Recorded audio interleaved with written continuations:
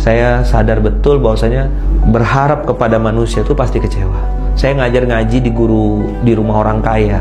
Waktu itu istri saya sudah SMS. Handphone saya tuh handphone Cina yang diikat pakai getah, baterainya sudah ngelembung karena sudah rusak gitu ya. Mereknya tuh Iona. Saya masih ingat warnanya kuning emas gitu, diikat pakai getah. Modelnya kayak BlackBerryan lah.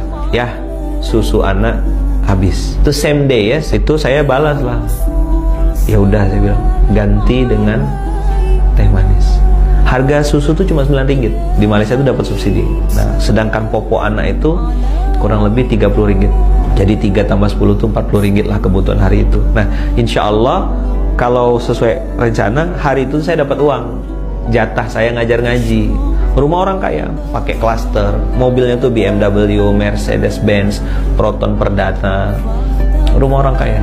Bisnisnya salah satunya punya pom bensin. Jadi bagi saya kaya lah kan. Begitu saya selesai ngajar ngaji anaknya, saya tunggu gitu. Karena hari itu saya harus dapat uang 140. Jadi uang saya pergi itu udah tinggal 5 ringgit. Nah 5 ringgit tadi karena saya berpikir tadi ya, hari ini dapat uang 140 ringgit. Ya udahlah, saya isi bensin aja dulu, perut gak usah diisi. Ngajarnya jam 8 pagi. Ngajar dulu sampai jam 9-an. Selesai ngajar tuh dengan santainya kakak ini. Dan saya doakan beliau dimuliakan Allah, dijaga Allah. Karena kakak ini justru menjadi sebab saya belajar ilmu tauhid, belajar pembelajar. Dan saya nggak pernah menyesali itu. Kalaupun saya ketemu beliau, saya lupa alamat detailnya, tapi walaupun Allah takdirkan saya ketemu beliau, saya mau kasih hadiah. Karena beliau ngajarin saya gitu. Jadi waktu itu beliau bilang gini, "Ala Lukman, akak lupa pergi ke bank. Bayaran untuk Lukman minggu hadapan ya." Maksudnya minggu depan ya gitu. Duit 5 ringgit udah diisi bensin, istri udah SMS, susu anak habis, popok habis gitu kan. Saya ya nunduk. Baik Datin, saya bilang. Datin kan, saya ada datuk ada Datin. Baik Datin, baik Puan. Tak apa, saya bilang, tak ada masalah. Saya balik dulu Puan, balik. Nah pas balik itulah saya pakai helm, saya pakai jaket, saya masukkan perlengkapan. Ada tas saya tuh di jok motor bawah itu, yang tasnya tuh bagian atasnya tuh sobek gitu. Karena saking beratnya, karena di situ ada laptop saya yang besar, ada barang-barang jualan dagangan saya, produk-produk kesehatan, ada pasta gigi, ada pembalut wanita. Jadi saya dulu jualan produk-produk kesehatan, pembalut, odol pasta gigi gitu ya. Dan itu ya saya presentasinya depan-depan TKI, depan-depan TKW. Jadi mereka kadang-kadang ngusilin. Otak saya cuma satu aja, saya cari duit halal, nggak nipu, nggak bohong. Dapat uang, margin dari satu produk itu bisa dapat RM1, bisa dapat RM1.50. Itulah untuk saya makan sehari-hari. Karena udah nggak dapat uang dari situ, dari guru ngaji, di situ saya ingat betul pas saya pasang helm, sudah mulai berlinang air mata, saya bersumpah saat itu. Saya bilang, ya Allah, jadikan hari ini hari terakhir saya berharap kepada manusia. Saya salah ya Allah. Jadi saya pulang tuh naik motor tuh udah kayak orang apa, basah aja air mata tuh. Udah nggak tahu mau kemana. Karena kan mau pulang, nggak tahu, nggak ada bawa duit, ya kan? Susu anak juga ini. Akhirnya jalan saya dari daerah Ampang, naik motor, saya jalan kosong, hampa, perut lapar, duit habis ya kan. Begitu udah sampai, Allah kasih ilham. Nah, kamu ke masjid aja. Bayangin ya, dari jam 8, jam 9, jam 10 tuh muter-muter nggak jelas. Sampai akhirnya saya putuskan untuk ke masjid. Ada nama masjidnya tuh di daerah Cokit, di tengah-tengah kota Kuala Lumpur. Ada masjid namanya Masjid Kampung Baru. Saya putuskan sholat zuhur di situ. Di situ perang batin lah. Ada kesal, ada marah, ada apa. Tapi saya waktu itu banting ke dosa-dosa, banting ke aib-aib saya, banting ke ini. Di situ saya mulai peluk tas saya. Singkat cerita, sholat zuhur di Malaysia itu jam 1:15. Jadi saya nunggu panjang, iktikaf sambil lapar gitu ya. Saya noleh kiri kanan, ada nggak yang ngasih makan? Nggak ada.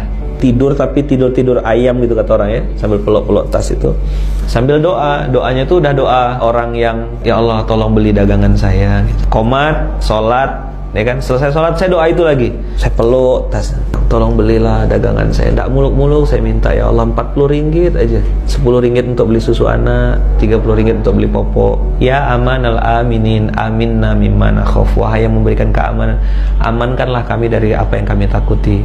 Ya amanal aminin, salimna mimma nakhaf. Selamatkanlah kami dari apa yang kami takuti. Ya amanal aminin, najjina mimma nakhaf. Tolong selamatkan kami, lepaskan kami dari apa yang kami takut. Nah, saya Waktu itu masih paham bahasa Arab lah ya, alhamdulillah, walaupun nggak baca Quran berapa tahun itu masih paham sedikit-sedikit. Nah, wirid itu saya jadikan bacaan juga gitu. Ya Allah, saya bilang sini mau balik bawa pulang uang. Nggak lama setelah saya nangis kan, netesin air mata minta dibeli sama Allah, tolong belilah dagangan saya, Allah tolong beli. Handphone saya bunyi kering gitu. Wah, ini orang tua angkat saya. Anak beliau tuh adik kelas saya di Gontor, si Arif itu. Abah ini orang Garut, punya bisnis cukur rambut di Malaysia dan sampai sekarang masih ada cukur rambut. Jadi beliau bilang, Lukman lagi di mana? Lagi di Masjid Kampung Baru. Lukman ada bawa toothpaste, odol pasta gigi nggak? Ada Pak, ada. Saya bilang ada. Abah perlu berapa? Beliau bilang, Abah perlu 2. Oh, itu saya nangis langsung basah. Nangis, tahu kenapa? Karena harga pasta gigi itu 20 ringgit kontan. Saat memutus harapan kepada makhluk, Allah langsung datang. Ketika dipuji-puji, antum bangga, banyak yang nge-like, antum semangat bikin konten. Ketika banyak yang jempolnya ke bawah, antum berhenti bikin konten. Berarti bukan untuk Allah, untuk manusia. Berarti inna sholati wa nusuki wa mahyaya li-like manusia gitu, li-like Facebook, li-like follower. Sambil ngelap air mata, saya langsung bergegas bawa pasta giginya, datang ke Abah. Nah, jarak dari Masjid Kampung Baru ke tempat Abah itu paling 2 menit lah naik motor. Datang sampai langsung serahkan pasta giginya, Abah langsung kasih uang. Saya masih ingat sampai sekarang, 40 ringgit itu merah. Begitu duduk, kan antum udah bayangin belum makan dari pagi. Zuhur di Malaysia itu jam 2, jam 1 lewat, jam setengah 2, setengah 3 gitulah. Abah belikan saya burger, ya 2 ringgit 50 sen. Makanan murah kalau di Malaysia itu. Nah, begitu Abah kasih saya burger, saya mau makan, saya letak lagi. Saya mau makan lagi, saya letakkan lagi. Pas saya mau makan, saya letakkan ke dalam tas, Abah keluar.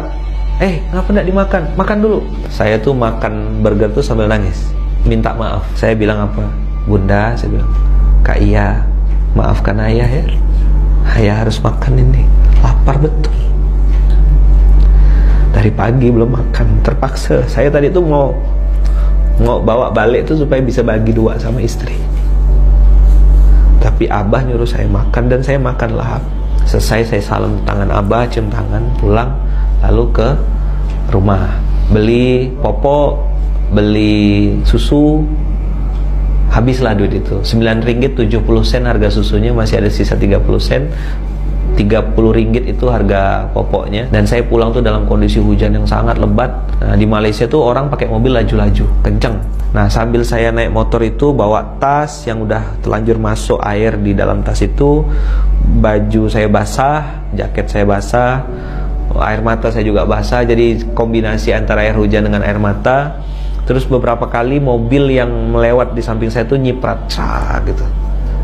Basah kan, kotor. Di situ saya pasang niat lagi. Allah, saya bilang, seandainya suatu saat nanti Engkau angkat saya ke permukaan, Engkau munculkan saya nanti suatu saat, ya Allah, saya nggak akan nyiprat orang. Saya nggak akan pakai mobil kencang-kencang untuk ini. Saya tahu rasanya kena ciprat mobil tuh nggak enak gitu. Jangan pernah menyesali episode susah. Karena itu cara Allah untuk mengajarkan kita supaya hati kita hidup.